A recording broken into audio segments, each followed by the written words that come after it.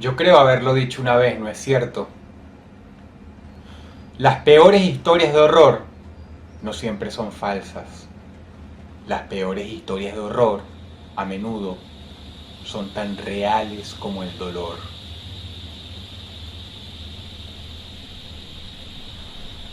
Lo más espeluznante no tiene que estar signado por demonios, ni por fantasmas, ni espíritus, ni espectros, ni apariciones tampoco. Algunas veces, los grandes portadores del horror verdadero son de carne y hueso, como tú. Es por eso que quiero hablarles de 3 historias verdaderas. 3 historias que en realidad sucedieron aquí, en este horrendo mundo donde estamos ahora. Son 3 historias protagonizadas por 3 hombres que inspiraron a grandes escritores, a grandes cineastas y a millones de personas, aunque a estas últimas no de modo positivo, pues esa inspiración de las que les estoy hablando viene nada más y nada menos que de incontables pesadillas. El hombre es capaz de una maldad extraordinaria que a veces se nos escapa de nuestra imaginación, pero no por ello debemos sentirnos inferiores. Por ello debemos sentirnos sanos. ¿Saben por qué? Porque el hecho de que no seamos capaces ni siquiera de engendrar en nuestras peores pesadillas semejante crueldad, semejante ruindad hacia otras personas, simple y llanamente asegura que estamos cuerdos.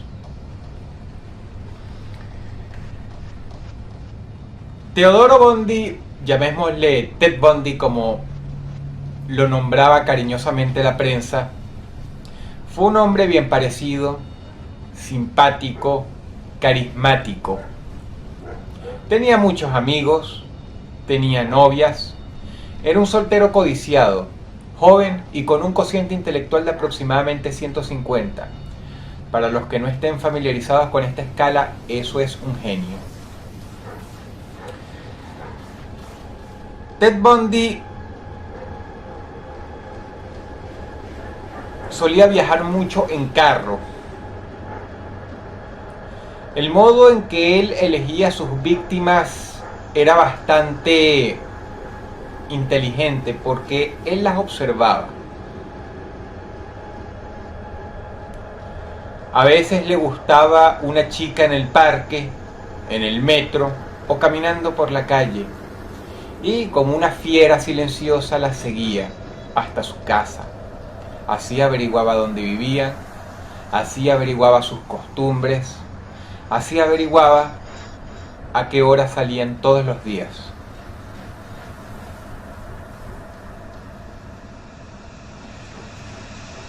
Ted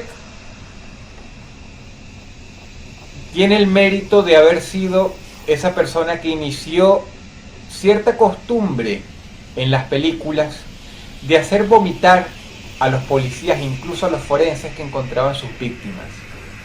Su método favorito era la estrangulación, y como una persona muy inteligente no llevaba consigo ningún arma homicida. El arma homicida él la encontraba en el trayecto, y eran cosas que no podían dejar huellas dactilares. Agarraba un pedazo de prenda, un paño, una ropa, se le aparecía por detrás a su víctima y la estrangulaba de tal manera que pulverizaba sus cuerdas bucales. El grado de deformidad que tenía el cuello de sus víctimas era tal que no se podía creer real.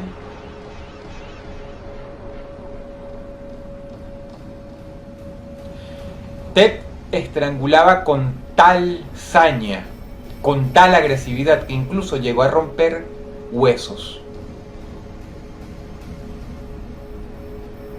Sus homicidios sucedieron a través de todo el país, en la ignorancia absoluta de su familia y de sus amigos, quienes no solamente no creyeron que él podía ser un asesino en serie, sino que meses más tarde, cuando ya las pruebas eran irrefutables, dijeron algo espantoso, algo que hace tener pesadillas a todos los padres, que era simple y llanamente que se trataba de un individuo del que no podía sospechar jamás.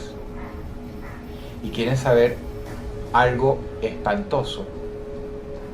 Ted no era cualquier tipo, él era universitario y se graduó con honores de la carrera de psicología.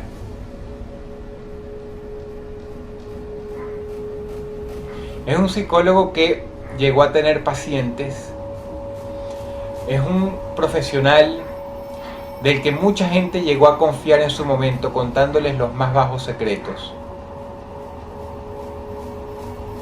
Que él respetara su profesión o no es otra cosa, pero quienes pasaron por sus manos dijeron que él era un extraordinario psicólogo, un extraordinario profesional.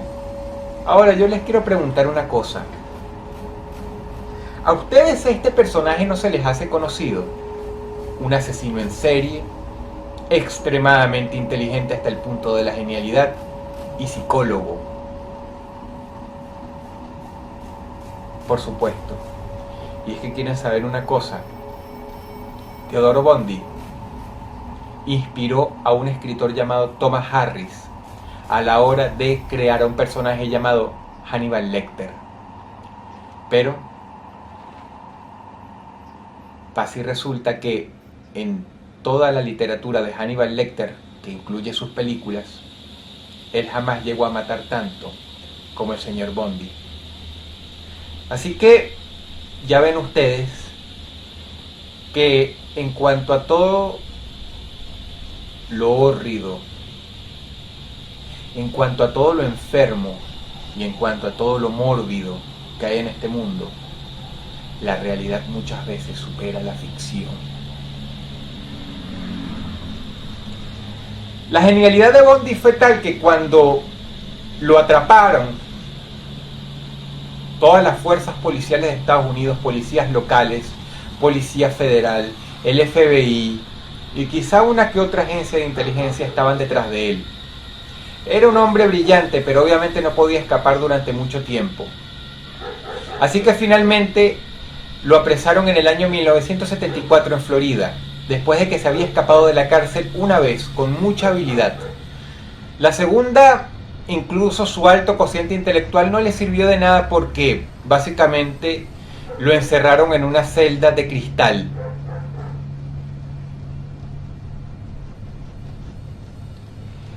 Y estaba vigilado las 24 horas del día.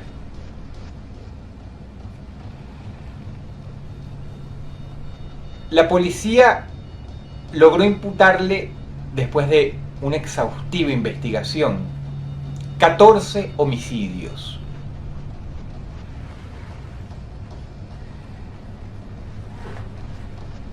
Varios abogados de gran renombre alrededor de todo el país se peleaban por llevar el caso del señor Bondi.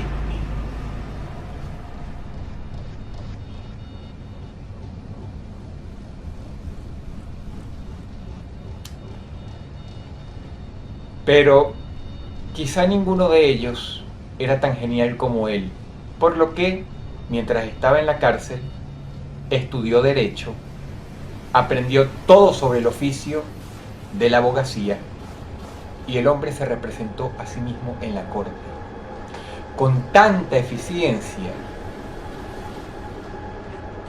y de un modo tan excelente que tardaron 11 años en llevar a cabo la sentencia de la pena de muerte ante un país y un sistema que pedían su cabeza. Y lo más terrorífico es que el señor Bondi estuvo a punto de convencerlos de que él estaba completamente loco y que por lo tanto se le debía recluir en una institución mental. Pero afortunadamente pusieron psicólogos y psiquiatras muy brillantes a estudiar el caso. Y si bien estuvieron de acuerdo en que él no era una persona precisamente normal, él sí sabía diferenciar el bien del mal. Y ese es el gran detalle de todo. Porque cuando tú sabes que lo que estás haciendo es malo, no puedes alegar locura. Sí, puedes estar enfermo, pero sabes diferenciar, no estás tan loco como para no hacerte responsable de tus acciones.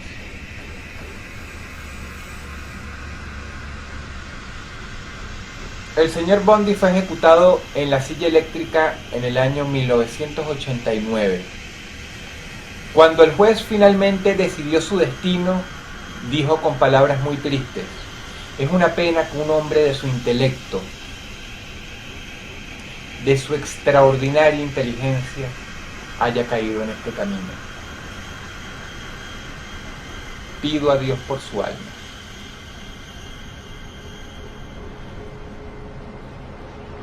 En sus días finales de vida, el señor Bundy, ya resignado, fue encontrado riéndose en su celda, en el pabellón de la muerte. Los presos le tenían tanto miedo que todos estaban callados. Nadie decía absolutamente nada. Y Bundy se reía, y se reía, y se reía. Cuando finalmente un policía, guardia de la prisión, fue a verlo a su propia celda y le preguntó de qué se estaba riendo, el hombre dijo que lo habían imputado por 14 homicidios. El policía preguntó: sí, pero ¿qué tiene eso? Yo en realidad cometí más de 40.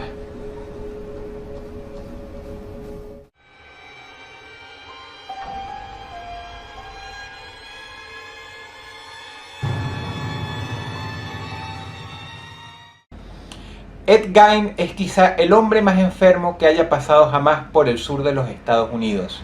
Un asesino en serie legendario que actuó en los años 50, pero cuya repercusión fue tal, tuvo semejante impacto, que se acuerdan de él muy bien hoy día. De hecho, es mórbidamente gracioso porque Ed Gein fue tal que cuando sucedió lo de Charles Manson y su clan, su secta, que cometieron varios homicidios, el sheriff encargado de llevar el caso de Gein se rió diciendo: ustedes son todos unos idiotas, Manson no es nada. ¿Y quieren saber qué? Ese viejo, amargado y conservador sheriff tenía absolutamente toda la razón. Ed venía de un núcleo familiar completamente disfuncional. Si ustedes creen que hoy día suceden los peores ejemplos de familias rotas, no han visto nada. Antes era peor, porque antes había menos control. Ed fue golpeado muchas veces durante su infancia y creció como un niño tímido, enfermo y retraído. Su mamá era extremadamente mandona y le decía siempre qué hacer, hasta el punto que durante el juicio él decía que, aun cuando ya estaba muerta por varios años de un infarto, la señora murió anciana, él pensaba que la mamá le hablaba todavía y la podía escuchar en su propia casa diciéndole que matara más, que le trajera más cadáveres. Así que Ed bajaba de la colina de su granja y hacía exactamente lo que la madre le pedía. Ahora les vuelvo a preguntar, ¿se les hace conocido este caso? Un hombre retraído, tímido, introvertido hasta el colmo de lo enfermo,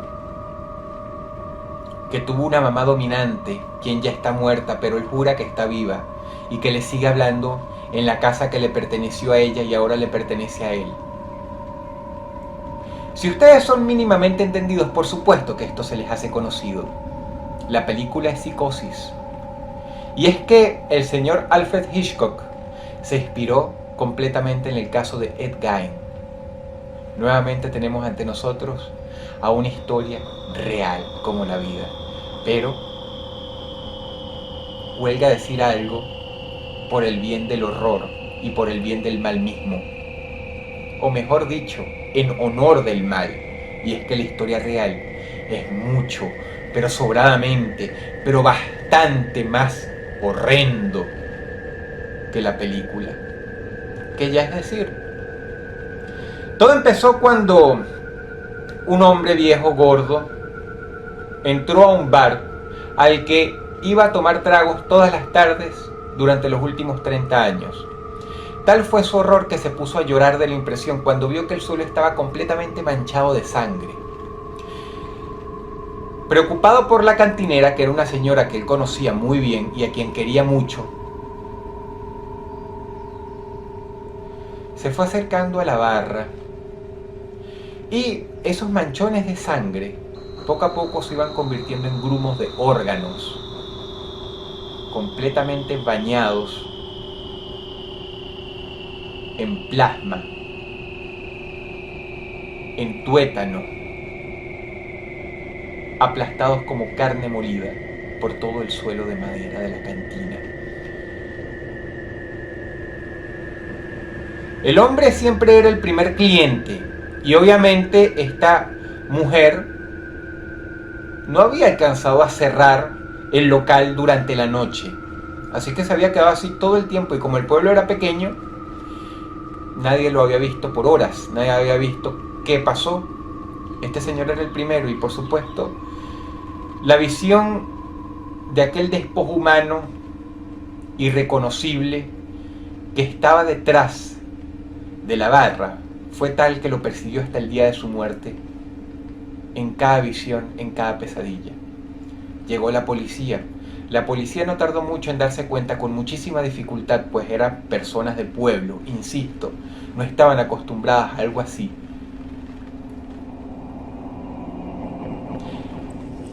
A ver que cuando se acercaron a ese despojo humano, lo que creían que era un cadáver, eran nada más parte del cadáver. Eran extremidades cortadas.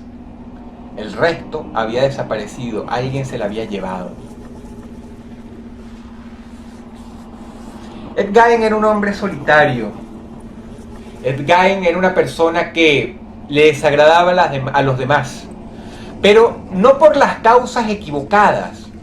Era simplemente alguien desagradable, alguien con quien no se podía llevar una conversación sana porque simple y llanamente se te quedaba viendo y no te contestaba, o simple y llanamente se retraía así y evitaba hablar con los demás, era extremadamente tímido, dicen, o contestaba con un chiste completamente fuera de tono, desagradable.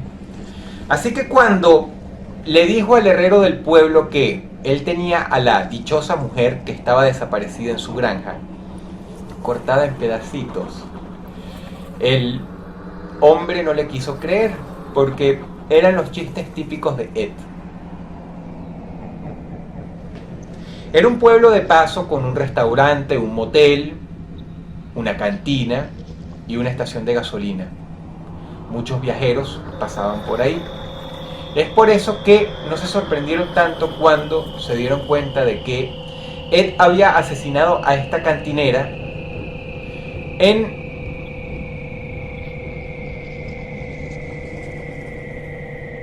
un ataque de locura, una metástasis en su cabeza, completamente negra. Porque él todavía conservaba la suficiente inteligencia para saber que uno no tiene que cagar en el lugar donde come. Uno tiene que tener mucho cuidado. Pero no se pudo controlar. Así que en vez de matar a uno de los viajeros que nadie extrañaría y por el que nadie se preocuparía, acuérdense, eran los años 50. No había celular, no había computadoras, no había satélites. Al menos no como los conocemos hoy. Así que quienes desaparecían simplemente desaparecían. Y él tenía una granja lo suficientemente grande para esconder vehículos, desguazarlos y enterrar los restos. Una prueba llevó a la otra y finalmente, cuando intervino la Policía Federal, fueron a la granja de Ed. Cuenta el agente que llevaba el caso que cuando abrió la puerta, creyó que había una persona al lado suyo, así que sacó la pistola y apuntó. Se dio cuenta de que no era otra cosa que un cuerpo colgado, sin brazos ni piernas. Llevaba un gancho en la espalda como los que se usan para colgar a las vacas en los mataderos.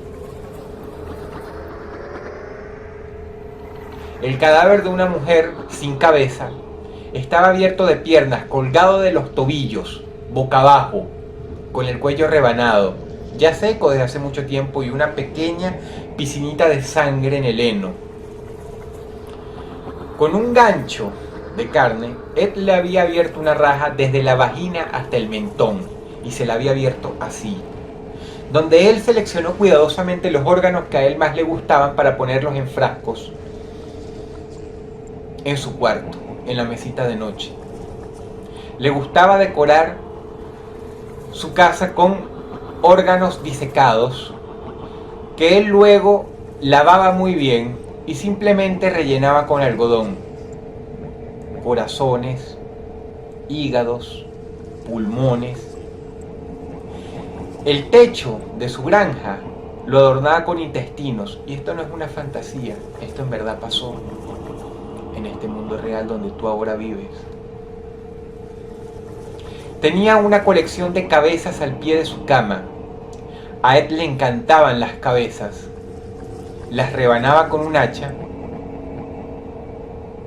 y las dejaba podrirse en su propia habitación, en un pequeño estante al pie, a las patas de la cama, como si fueran muñecas malolientes, y todas lo miraban a él porque él decía que disfrutaba mucho el hecho de abrir los ojos por la mañana y encontrarse con que esas caras lo veían.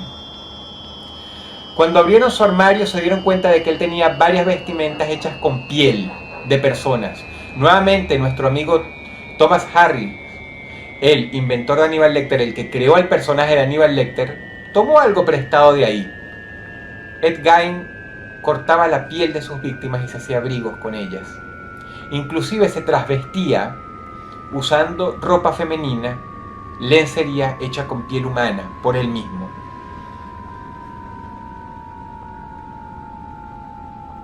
A veces simple y llanamente diseccionaba la piel de la cara, la arrancaba y se hacía máscaras, con las que él mismo interpretaba sus propias obras frente al espejo, y lloraba y gritaba.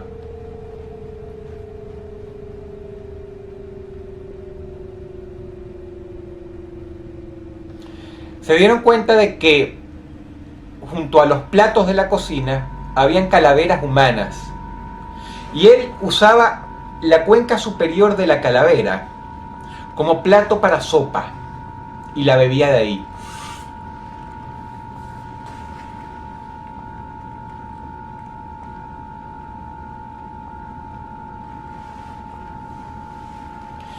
Cuando finalmente lo atraparon, y fue un milagro que no le dispararan ahí mismo porque lo creían un hombre extremadamente peligroso, y ciertamente lo era, determinaron que Ed estaba demasiado loco incluso para el interrogatorio.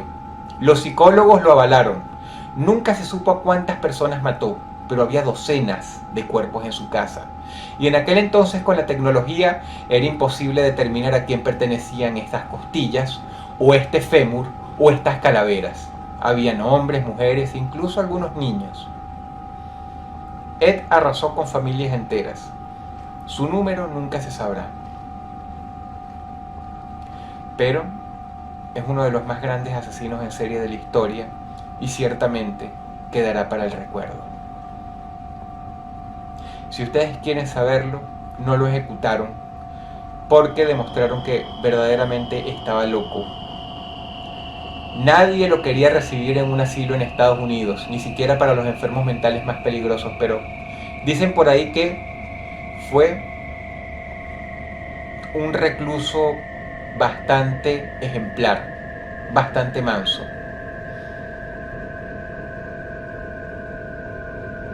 Ed Gein.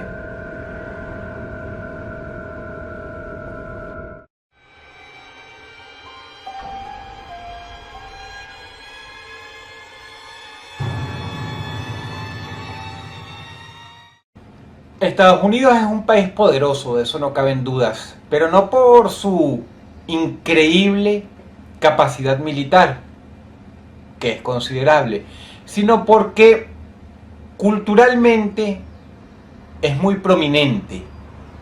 Por ello a veces creemos que las mejores cosas vienen de allá o incluso que las peores cosas vienen de allá. Es muy triste que el peor asesino en serie del que van a escuchar esta noche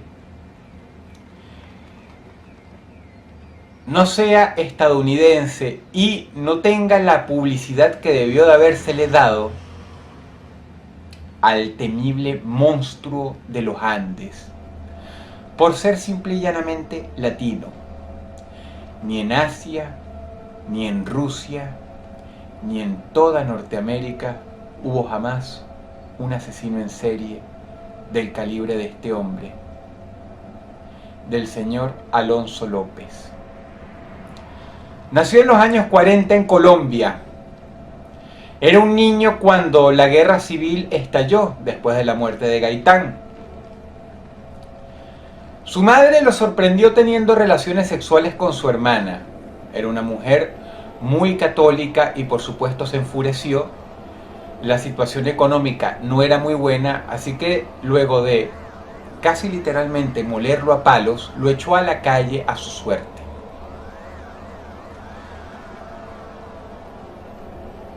Este chico vagó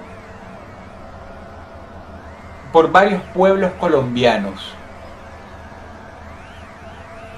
Fue abusado sexualmente varias veces. Reunió el valor de viajar por su país y finalmente fue a Bogotá, la capital. Pero esto probó ser un grave error. Pedro Alonso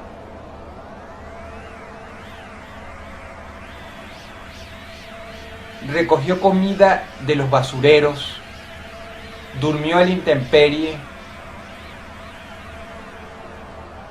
y cuando finalmente la suerte pareció haberle sonreído, resulta que lo metieron a una escuela pública donde lo bañaron, lo limpiaron, le dieron de comer, pero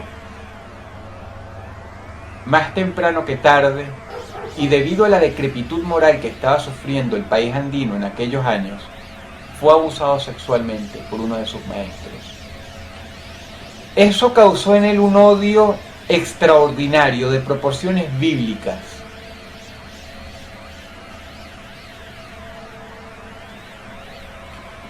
Pedro finalmente escapó de la escuela y empezó a subsistir robando autos.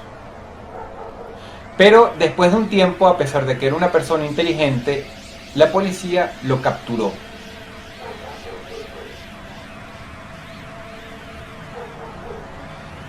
Lo detuvieron, lo procesaron, lo metieron en una prisión donde, como podrán imaginar, sucedió esa atorrante y hórrida variable en su vida. Nuevamente fue abusado.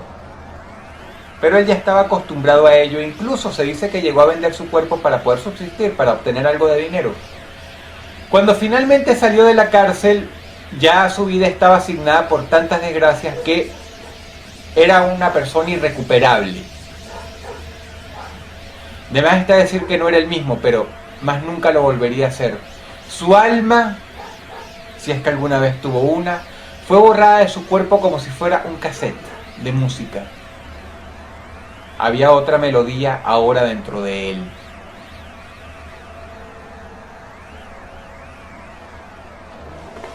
Pedro era un pederasta. Y por supuesto sus víctimas eran exclusivamente niños y niñas.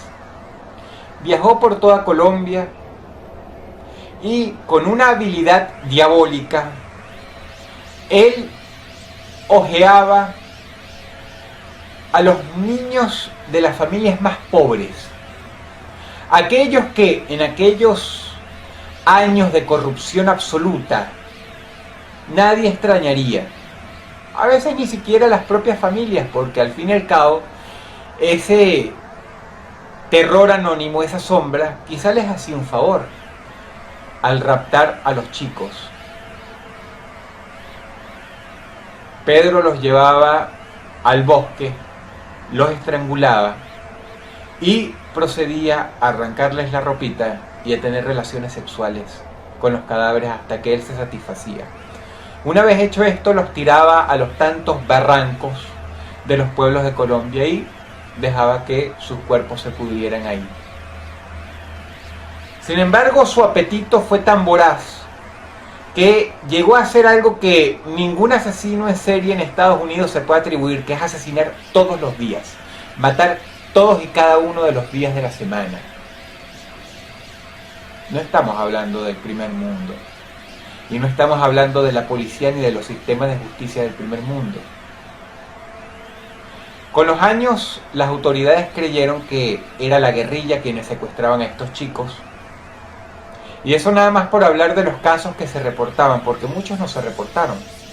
Muchas personas dejaban que sus hijos fueran a mendigar a la calle solo para ver que no regresaban más nunca, por lo que muchas veces estos padres disfuncionales no sabían si era que simplemente los chicos habían escapado. Lo cierto era que, más cerca de lo que ellos creían, sus cuerpos habían sido lacerados, en ocasiones mutilados y estrangulados. Pedro tenía una forma desorganizada de matar. A veces les rompía el cuello. Y no tenía una preferencia sexual marcada, como ya hemos dicho. Niñas y niños le servían por igual. Él no se hacía mala vida con eso. Su apetito fue tal que ya empezaban a sospechar. No en un pueblo, en varios. Había asesinado a docenas y docenas y docenas. Así que, cansado de viajar por todo el país, Pedro tomó una decisión: viajar hasta Perú. En Perú él comenzó de nuevo.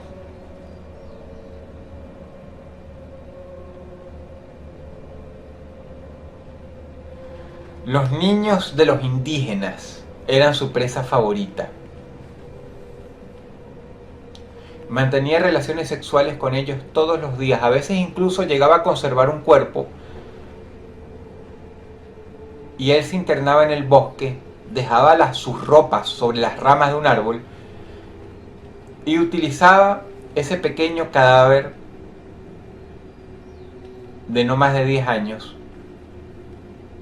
como amante durante todo el día y parte de la noche, hasta que el rictus mortis empezaba a aparecer.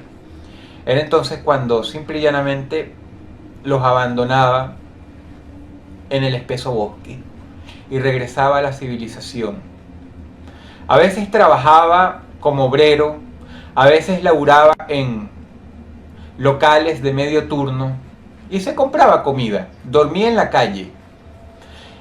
Había aceptado y había abrazado de tal manera su modo de vida que pasar la noche en la intemperie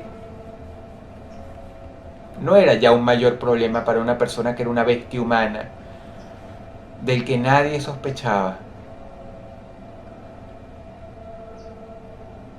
Su mayor consuelo era asesinar.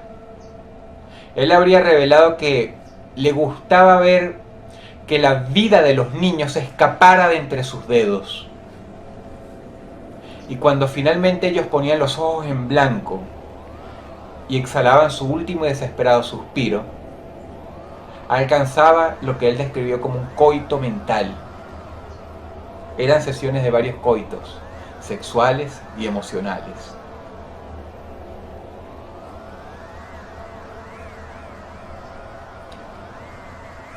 Asesinó tanta gente en Perú que tuvieron que irse a buscarlo en todos y cada uno de los pueblos. Pedro se dio cuenta de esto, así que decidió escapar a su último destino, Ecuador, donde finalmente, gracias a una madre preocupada que se dio cuenta de que este monstruo estaba escapando con su niña, pegó un grito y, como era una mujer querida en el barrio, todos los vendedores ambulantes, todos los tendederos, todas las personas que atendían negocios se dieron media vuelta y empezaron a perseguirlo y lo atraparon.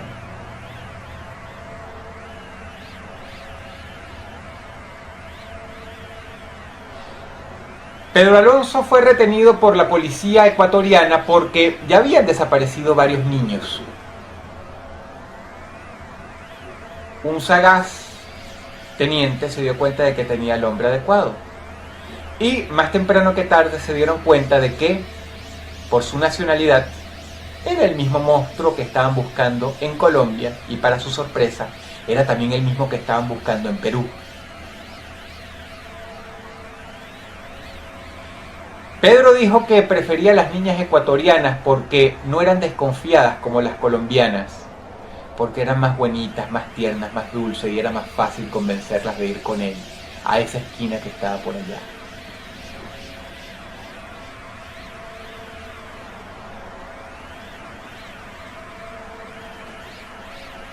Cuando decidió colaborar en los interrogatorios,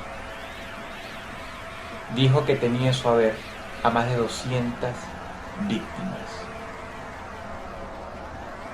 Su memoria no era muy buena, por lo que solo pudo indicarles a las autoridades a dónde había enterrado a nada más 50 de ellas, solamente en Ecuador.